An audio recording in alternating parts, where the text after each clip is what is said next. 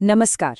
कभी सोचा है कि भारत में इतने सारे धर्म, इतनी सारी आस्थाएं एक साथ कैसे रहती हैं? इसका जवाब हमारे देश की सबसे बड़ी रूल बुक यानी हमारे संविधान में छिपा है। और आज हम उसी के एक बहुत ही खास पन्ने को पलटने वाले हैं। आर्टिकल 25। ये धार्मिक आज़ादी की गारंटी है। ये सिर्फ एक कानून नहीं, बल्कि ये बताता है कि एक देश के तौर पर हम कौन हैं। तो चलिए इसे और करीब से जानते हैं। तो अगले कुछ मिनटों में हम क्या क्या जानने वाले हैं। सबसे पहले देखेंगे कि ये अधिकार आखिर है किसके लिए। फिर समझेंगे कि धार्मिक स्वतंत्रता का असल में मतलब क्या है। क्या ये आज़ादी अनलिमिटेड है? इसमें सरकार का क्या रोल है? और आखिर में कुछ ज़रूरी बातें जो इस आर्टिकल को और साफ करती हैं। चलिए शुरू करते हैं इस सफ़र को। तो हमारा पहला पड़ाव, ये अधिकार मिलता किसको है? देखिए, आर्टिकल 25 का जो वादा है ना, वो बहुत बड़ा है और सबको अपने दायरे में लेता है। और यही बात इसे सच में खास बनाती है। यहाँ एक बहुत ही जरूरी बात पर ध्यान देना होगा। ये अधिकार सिर्फ भारत के नागरिकों के लिए नहीं है। संविधान कहता है सभी व्यक्तियों को। इसका मतलब है कोई भी इंसान जो भारत की जमीन पर है, चाहे वो टूरिस्ट हो, स्टूडेंट हो या कोई और, उसे ये आज़ादी मिली हुई है। ये हमारे संविधान का खुला दिल दिखाता है। तो ठीक है, हमें धार्मिक स्वतंत्रता का अधिकार मिला है, पर इसमें आता क्या क्या है? ये कोई हवाई बात नहीं है। आर्टिकल 25 इसे 4 मजबूत पिलर्स में बांटता है, जो इसे इसकी असली ताकत देते हैं। चलिए एक एक करके इन्हें देखते हैं। पहला है अंतःकरण की स्वतंत्रता, मतलब अपने मन में, अपने दिमाग में किसी भी ईश्वर या आस्था को मानने की आज़ादी। दूसरा, धर्म को मानने की स्वतंत्रता, यानी दुनिया को बताने की आज़ादी कि हमारी आस्था क्या है। तीसरा, धर्म के आचरण की स्वतंत्रता, मतलब पूजा पाठ, रीति रिवाज, इन सब को फॉलो करने की आज़ादी। और चौथा, धर्म के प्रचार की स्वतंत्रता, यानी अपने धर्म की अच्छी बातें दूसरों से शेयर करने की आज़ादी। ये चारों मिलकर ही इस अधिकार को पूरा करते हैं। और अब कहानी में आता है बहुत ही जरूरी मोड़, क्योंकि संविधान में दिए गए ज्यादातर अधिकारों की तरह ये अधिकार भी अनलिमिटेड नहीं है। इसकी भी कुछ सीमाएं हैं। तो सवाल ये उठता है कि क्या कोई धर्म के नाम पर कुछ भी कर सकता है? ये एक बहुत बड़ा सवाल है और हमारा संविधान इसका जवाब बहुत साफ साफ देता है। और जवाब है नहीं। धार्मिक स्वतंत्रता पर 3 आधारों पर रोक लग सकती है: पब्लिक ऑर्डर, नैतिकता और स्वास्थ्य।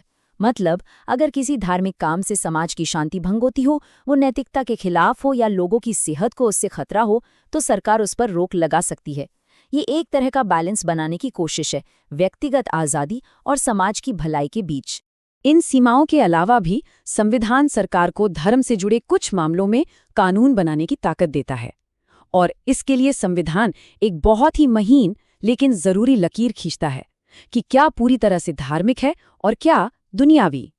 इसे ऐसे समझते हैं, एक तरफ है धार्मिक आचरण जैसे पूजा या कोई रस्म, जिन्हें प्रोटेक्शन मिला हुआ है, लेकिन दूसरी तरफ है धर्म से जुड़ी लौकिक गतिविधियां, जैसे किसी मंदिर के पैसे का मैनेजमेंट या किसी धार्मिक संस्था की राजनीतिक गतिविधियां। इन आर्थिक या राजनीतिक मामलों में सरकार नियम कानून बना सकती है ताकि सब कुछ सही तरीके से चले। और बात यहीं खत्म नहीं होती। सरकार समाज की भलाई और सुधार के लिए भी कानून बना सकती है, भले ही वो किसी धार्मिक प्रथा से जुड़े हों।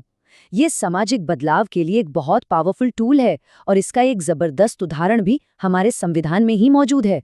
इस शक्ति का एक बेहतरीन उदाहरण ये प्रावधान है। ये सरकार को ताकत देता है कि वो ये सुनिश्चित करे कि सार्वजनिक हिंदू मंदिर या संस्थाएं समाज के हर वर्ग और जाति के लिए खुली हों। ये छुआछूत जैसी कुरीतियों से लड़ने और सामाजिक बराबरी को बढ़ावा देने की दिशा में एक ऐतिहासिक कदम था। और अब आते हैं आखिरी हिस्से पर। आर्टिकल 25 खुद ही 2 एक्सप्लेनेशन देता है ताकि किसी भी तरह का कोई कंफ्यूजन ना रहे। पहला स्पष्टीकरण सिख धर्म के बारे में है। ये साफ करता है कि कृपाण पहनना और उसे अपने साथ रखना उनके धर्म को मानने के अधिकार का ही एक जरूरी हिस्सा है। ये एक जरूरी धार्मिक प्रथा को संवैधानिक मान्यता देता है।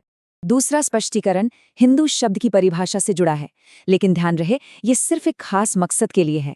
जब सरकार सामाजिक सुधार के कानून बनाती है, जैसे मंदिरों को सबके लिए खोलना, तो उस खास कानून के लिए सिख, जैन और बौद्ध धर्म के लोगों को भी हिंदू के दायरे में शामिल माना जाएगा।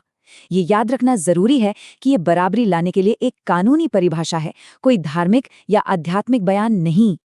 तो ये था आर्टिकल 25 की परतों को समझने का एक सफ़र। ये हमें एक बुनियादी सवाल के साथ छोड़ जाता है कि एक समाज के तौर पर हम व्यक्तिगत आस्था के अधिकार और सबकी भलाई के बीच ये नाजुक बैलेंस कैसे बनाते हैं। भारत जैसे विविध देश के दिल में ये बहस हमेशा चलती रहती है। इस चर्चा में शामिल होने के लिए शुक्रिया।